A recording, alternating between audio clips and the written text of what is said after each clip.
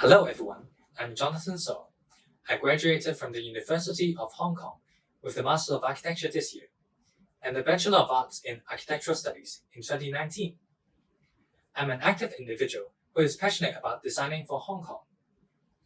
In my thesis project, I have explored a transitional scaffolding for redevelopment. It questions what could be done in a 10-year window before redevelopment, and how could excessive concrete waste be calibrated for an afterlife.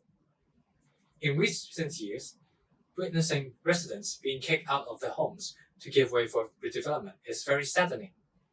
I believe that urban redevelopment is a process of managing changes instead of brutal one-off renewal.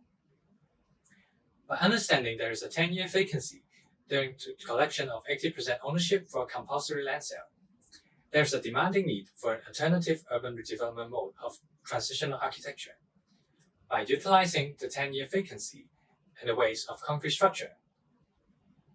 With the government providing DFA concessions and the right to build transitional structures, it acts as an economic incentive to encourage developers and owners to agree on a deal of ownership acquisition. To enjoy the DFA concession, the developer has to provide the structure for adaptation in return.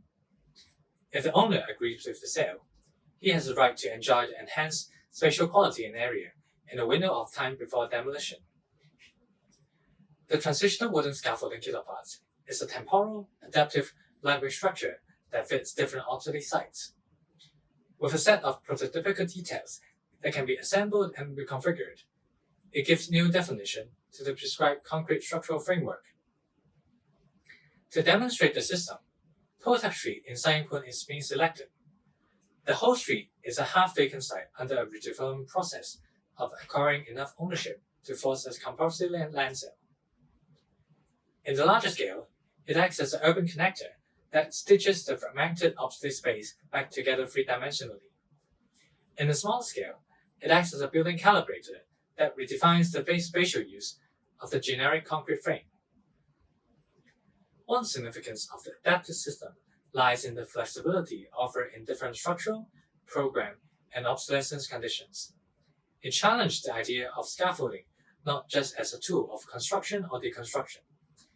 It is a set of system, a space in itself that is inhabitable and reconfigurable by the people.